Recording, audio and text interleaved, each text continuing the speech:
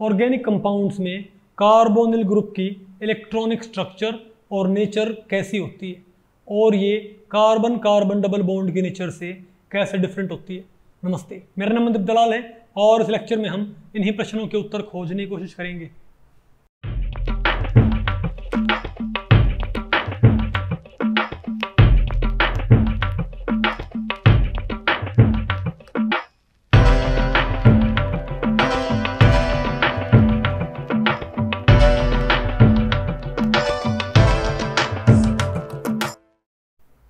Okay, अब बताओ हम क्या पढ़ते हैं भाई। Structure and nature of the carbonyl group in organic compounds. अब देखो, जो आपके पास ऑर्गेनिक कंपाउंड होते हैं उनके अंदर आपने तो पढ़ लिया कि हम यहाँ पर कौन से कंपाउंड पढ़ रहे हैं जिनमें कार्बन ऑक्सीजन डबल बॉन्ड है।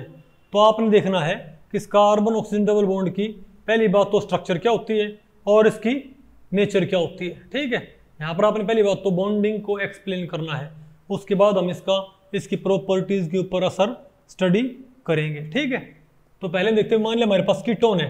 आप कीटोन मान लो या एल्डिहाइड मान लो, तो C डबल बॉन्ड O आ गया ना मेरे पास ये, और यहाँ पर कौन है CH3 और यहाँ पर कौन मान लिया H, एल्डिहाइड मान लो आप। तो ये जो कार्बन है, इस कार्बन ने बॉन्ड कितने बनाने हैं। फिलहाल मैं आपको ये सजेस्ट करूंगा कि आप यहाँ पर वैलेंस बॉन्ड थ्योरी अप्लाई कर लें। ओके, तो इस कार्बन ने कितने बॉन्ड बना रखे हैं बताओ भाई। 4 बॉन्ड बना रखे हैं, 2 तो बना रखे हैं O के साथ और एक बना रखा है मिथाइल के साथ और एक बना रखा है H के साथ। तो पहले आप इस कार्बन को देखो, इस कार्बन के पास ये कार्बन क्या है, sp3 हाइब्रिडाइज्ड है ना। ये जो कार्बन है ये sp3 हाइब्रिडाइज्ड है। तो इसका जो नॉर्मली इलेक्ट्रॉनिक कॉन्फ़िगरेशन होया करता 2s2 और 2p2 होया करता ना, तो इसको उठा के यहाँ पर नोट कर दो। तो ये जो कार्बन है ये sp3 हाइब्रिडाइज्ड है। तो इसने अपने 3 हाइब्रिड तो कहाँ इस्तेमाल कर लिए, इस कार्बन ने अपने 3 हाफ फील्ड हाइब्रिड तो कहाँ इस्तेमाल कर लिए, 3 हाइड्रोजन के साथ बॉन्ड करने में, और चौथा हाफ फील्ड हाइब्रिड कहाँ ओरिएंट कर दिया, इस कार्बन की तरफ। तो इस कार्बन की तरफ ये क्या लेके आता है, हाफ फील्ड हाइब्रिड। ये H भी क्या लेके आता है, हाफ फील्ड हाइब्रिड। तो इसका मुझे पता लग गया, ये एक हाफ फील्ड लेके आता है, ये भी क्या लेके आता है, एक हाफ फील्ड। अब पहले आप O का देखो, किसका देखो कि ऊपर जो O है वो क्या लेके आएगा, उपकार ये ऊपर O क्या लेके आएगा भाई। तो O का बताओ इलेक्ट्रॉनिक कॉन्फ़िगरेशन क्या होता है, 2s2 2p4 होता होगा ना, 2s2 2p4। तो O क्या लेके आ रहा है, कितने हाफ फील्ड है, 2 हाफ फील्ड है। तो अगर मैं गौर से देखूं तो इस कार्बन को 3 ग्रुप ने घेर रखा है, O ने, H ने और मिथाइल ने। 2 तो लेके आ रहे हैं एक एक हाफ फील्ड उपकार, और ये लेके आ रहा है अकेला 2 हाफ फील्ड। तो टोटल मेरे पास कितने हाफ फील्ड हैं, तो कार्बन को 4 हाफ फील्ड क्रिएट नहीं करने पड़ेंगे। तो मेरा जो ये वाला कार्बन है, अब इसका आप इलेक्ट्रॉनिक कॉन्फ़िगरेशन लिखो तो हम क्या बोलेंगे, 2s2 और 2p2 बोलेंगे।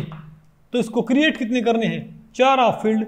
इसके पास अवेलेबल कितने हैं, सिर्फ 2 हाफ फील्ड, एक ये वाला और एक ये वाला। तो आपको साफ दिख रहा है कि आपको इस इलेक्ट्रॉन को उठा के कहाँ प्रमोट करना पड़ेगा, यहां प्रमोट करना पड़ेगा, तब जाके मेरे पास क्या क्रिएट होंगे, प्रॉपर 4 हाफ फील्ड। ठीक है बात। अब आप ये बताओ, जो मेरे पास मिथाइल था, मिथाइल तो आके बताओ कहां बाइंड कर लेगा, बताओ। तो मिथाइल को एक हाफ फील्ड चाहिए ना, मिथाइल को चाहिए एक हाफ फील्ड, ठीक है मिल गया। H को चाहिए बताओ क्या, एक हाफ फील्ड। लेकिन जो O है, क्या O है, उसको 2 हाफ फील्ड चाहिए थे ना भाई। O के पास 2 हाफ फील्ड थे, तो एक तो कहाँ इस्तेमाल हो जाएगा, सिग्मा बॉन्डिंग में, लेकिन एक कहाँ इस्तेमाल हो जाएगा, पाई बॉन्डिंग में। नहीं आपको, तो O को 2 हाफ फील्ड चाहिए थे, तो O ने अपना ये जो हाफ फील्ड था ये तो कहाँ इस्तेमाल कर लिया, सिग्मा बॉन्डिंग में, और ये कहाँ इस्तेमाल करना इसने, पाई बॉन्डिंग में। तो सिग्मा बॉन्डिंग में सिर्फ कौन से इस्तेमाल होंगे हमारे पास, 3। मेरे पास ये होंगे ना भाई इस्तेमाल 3। तो कार्बन की हाइब्रिडाइजेशन क्या आएगी, sp2। तो इस कार्बन ने क्या किया, sp2 हाइब्रिडाइजेशन कर ली। तो इसके पास एक क्या बच गया, हाफ फील्ड और अनहाइब्रिडाइज्ड। और इस O के पास भी क्या बचा हुआ है, एक हाफ फील्ड और अनहाइब्रिडाइज्ड। नहीं है आपको समझ में।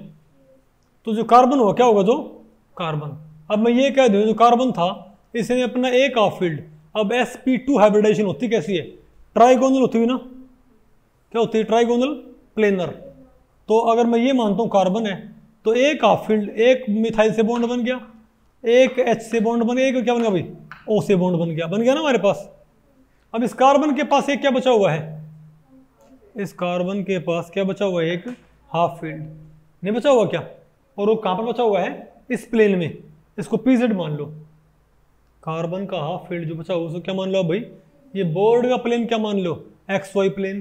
तो कार्बन का हाफ फील्ड कौन सा बचा हुआ है, अरे जो ये वाला बचा हुआ था, नहीं है आपको, देखो कार्बन ने क्या कर रखा था, sp2 हाइब्रिडाइजेशन नहीं की थी क्या, sp2 हाइब्रिडाइजेशन। तो जो इसमें था ये तो अभी भी क्या बचा हुआ है, तो ये क्या है, sp(x)py, नहीं आपको समझ में। तो इसका जो ये PZ है क्या अभी भी अनहाइब्रिडाइज्ड है, ये ऐसे कैसा बचा हुआ है ना। तो इस कार्बन के पास यहाँ पर कौन बैठा है, PZ, और इस O के पास ये कौन सा है, O का PZ भी क्या है, हाफ फील्ड। तो ये तो क्या मान लो, O का PZ मान लो, और ये क्या मान लो, कार्बन का PZ। अगर ये मॉलिक्यूलर प्लेन है तो कार्बन का PZ तो ये हो गया और O का PZ ये हो गया।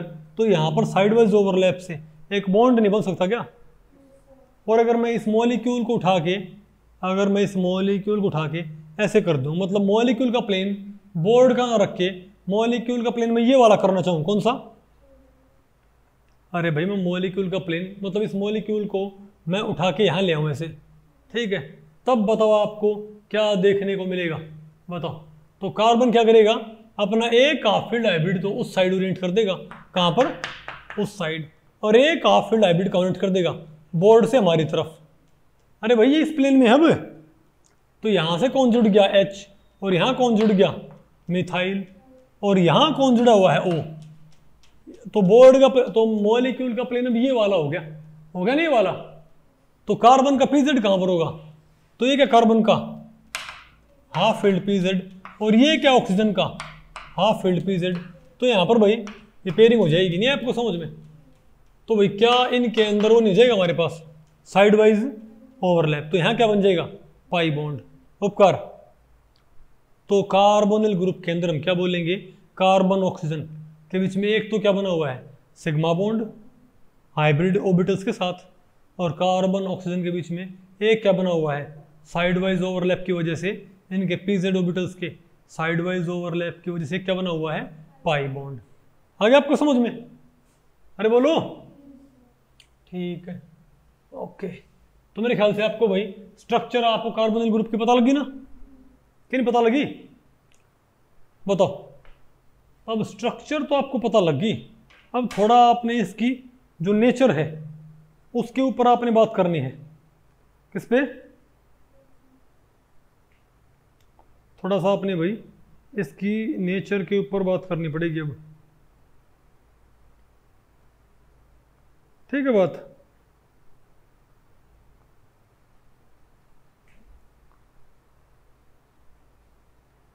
अच्छा यहाँ पर भाई बॉन्ड एंगल कितना होता है, अच्छा बताओ भाई, आपको ऑर्बिटल पिक्चर आपको पता लगी कि नहीं पता लगी,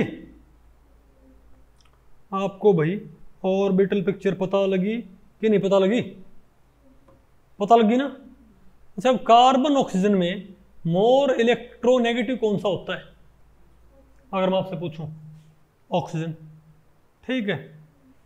तो अगर ऑक्सीजन मोर इलेक्ट्रोनेगेटिव है तो डेफिनेटली जो इलेक्ट्रॉन डेंसिटी होगी सिग्मा बॉन्डिंग की, वो इंडक्टिव इफेक्ट की वजह से किसकी तरफ थोड़ा क्या हो जाएगी, डिस्टॉर्ट, बताओ, ऑक्सीजन की तरफ नहीं हो जाएगी क्या। तो ऑक्सीजन उससे क्या हो जाएगा, थोड़ा ऑक्सीजन क्या लेगा, पार्शियल नेगेटिव, और कार्बन पे क्या जाएगा, पार्शियल पॉजिटिव। तुम क्या बोलेंगे, इंडक्टिव इफेक्ट की वजह से, यानी कि हमारा जो ये कार्बन था H, और ये कौन था हमारे पास, मिथाइल। तो ये जो कार्बन ऑक्सीजन डबल बॉन्ड है ये पार्शियल पॉजिटिव है क्या, पार्शियल नेगेटिव है, इजंट इट, ओके। तो अगर मैं अगर ये कहूँ, अगर इलेक्ट्रोमैग्नेटिक इफेक्ट के तौर पर मैं चलूँ, जहाँ पर पाई बॉन्ड होता है वहाँ पर कौन अटैक कर सकता है, जहाँ पर पाई बॉन्ड होता है वहाँ पर इलेक्ट्रोफाइल अटैक करता आमतौर पे, नहीं अटैक करता क्या, लेकिन यहाँ पर न्यूक्लियोफाइल अटैक करेगा। क्यों, क्योंकि जो डबल बॉन्ड होएगा क्या, ये बताओ कहाँ पर शिफ्ट करेगा, O के ऊपर चला जाए तो O क्या हो जाएगा नेगेटिव, और कार्बन पे क्या जाएगा पॉजिटिव, इजंट इट। तो इस पे अटैक फेवरेबल हो जाएगा, इजंट इट। फिर बोलो, मतलब हम ये कह रहे हैं देखो कार्बन कार्बन जो बॉन्ड था उसमें तो डेंसिटी क्या होती है सिमेट्रिकल, ये हमारा पाई बॉन्ड है भाई, नहीं है आपको, और यहाँ पर क्या दे रखे हैं बताओ भाई, बॉन्ड एंगल्स। ओके, ये थोड़ा अजीब लग रहा है, नहीं आएगा आपको समझ में ये। अरे बोलो भाई, carbon carbon double bond is polarised due to electronegativity, hence carbonyl group. Carbon क्या होता है, इलेक्ट्रोफिलिक साइट होती है, और ऑक्सीजन क्या होता है आपका, बोलो भाई न्यूक्लियोफिलिक सेंटर होता है भाई। क्योंकि ये बॉन्ड आपका पोलराइज हो गया तो ये पॉजिटिव है, तो इस पर कौन अटैक करेगा, न्यूक्लियोफाइल। तो ये खुद क्या हो गया, इस पे न्यूक्लियोफाइल अटैक करेगा ना, क्योंकि पॉजिटिव है तो ये साइट खुद क्या है इलेक्ट्रोफाइल, और इस पे कौन अटैक करेगा नेगेटिव, ये इस पे पॉजिटिव वाला अटैक करेगा, यानी ये क्या है न्यूक्लियोफाइल। तो न्यूक्लियोफाइल यहाँ अटैक करेगा, इलेक्ट्रोफाइल यहाँ अटैक करेगा। ओके, देखो कार्बन कार्बन जो डबल बॉन्ड हुआ करता ना, तो उसमें बड़ा पंगा रहा करता कि भैया अगर डबल बॉन्ड यहाँ शिफ्ट कर जाएगा या यहाँ जाएगा, नहीं है आपको समझ में, इलेक्ट्रोफाइल कहाँ अटैक करेगा, न्यूक्लियोफाइल कहाँ अटैक करेगा। यहाँ पर ये दिक्कत नहीं है कार्बन ऑक्सीजन डबल बॉन्ड में, क्योंकि डबल बॉन्ड कहाँ पर जाएगा ओ के ऊपर, तो ओ पे कौन अटैक करेगा इलेक्ट्रोफाइल, क्योंकि ओ नेगेटिव हो जाएगा, और कार्बन क्या हो जाएगा पॉजिटिव, उस पर कौन अटैक करेगा न्यूक्लियोफाइल, इजंट इट। तो अब मैं आपको ये बता दूं कि इसकी उनसे बताओ सिमिलैरिटी क्या थी क्या।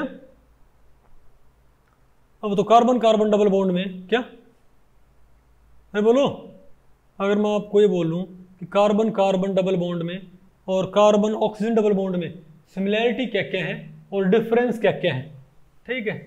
तो पहली बात तो कार्बन कार्बन डबल बॉन्ड भी क्या था हमारा sp2 hybridised, carbon carbon double bond भी क्या आया करता हमारा भाई, वहां भी ये कार्बन क्या आया करता sp2 हाइब्रिडाइज्ड आया करता, और कार्बन ऑक्सीजन डबल बॉन्ड में भी हमारा एक कार्बन क्या होता है sp2 हाइब्रिडाइज्ड होता है। यहाँ भी एक बॉन्ड क्या बनता है सिग्मा, और एक बॉन्ड क्या बनता है बताओ पाई बॉन्ड बनता है, इजंट इट। यहाँ भी क्या बनता है हमारे पास एक बॉन्ड सिग्मा और एक बॉन्ड क्या बनता है पाई बनता है। यहाँ भी कार्बन के अराउंड ज्योमेट्री क्या आया करती प्लेनर, यहाँ भी कार्बन के अराउंड ज्योमेट्री क्या होती है प्लेनर होती है। ये सिमिलरिटीज है कि नहीं है, ज्योमेट्री यहाँ भी प्लेनर ज्योमेट्री यहाँ भी क्या है प्लेनर। लेकिन अब मैं आपसे पूछूं यहाँ पर भाई डिससिमिलरिटी कौन कौन सी है, तो कार्बन कार्बन जो डबल बॉन्ड होया करता उसमें पोलैरिटी ना के बराबर होया करती, अगर सिमेट्रिकल एल्कीन है तब तो आपको पता पोलैरिटी होएगी ही नहीं।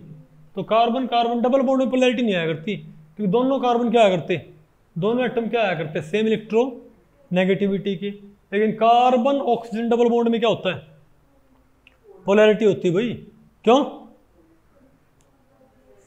क्योंकि O क्या इलेक्ट्रोनेगेटिव है, तो ये इलेक्ट्रॉन डेंसिटी को अपनी तरफ खींच लेगा, जिससे ये क्या हो जाएगा नेगेटिव, ये क्या हो जाएगा पॉजिटिव, ठीक है। दूसरा, जब आपने पढ़ी थी, जब आपने एल्कीन्स पढ़े थे, एल्कीन्स जब आप 11वीं क्लास में क्या पढ़ा करते, अरे मार्कोव निकोव रूल आपने पढ़ा करते क्या, तो वहाँ पर आपने एक बात देखी थी कार्बन कार्बन डबल बॉन्ड में जब रिएजेंट अटैक करता है तो रिएजेंट का कौन सा पार्ट अटैक करता है पहले इलेक्ट्रोफाइल, नहीं आपको HBr था, कौन था हमारे पास HBr, तो HBr में पॉजिटिव पार्ट कौन सा था हमारे पास ये, और नेगेटिव पार्ट कौन सा था ये था, नहीं है आपको। तो जब ये अटैक किया करता है यहाँ पर HBr, तो कैसे अटैक किया करता, पहले कौन अटैक किया करता बताओ H पॉजिटिव है ना, इलेक्ट्रोफाइल पहले अटैक किया करता, क्यों, क्योंकि इलेक्ट्रॉन डेंसिटी है। तो ये कार्बन कार्बन डबल बॉन्ड ये क्या दिया करता ज़्यादा इलेक्ट्रोफिलिक एडिशन रिएक्शन, कौन से दिया करता ये, मतलब इलेक्ट्रोफाइल पहले आया करता और Br नेगेटिव बाद में आके अटैच होया करता, नहीं है आपको।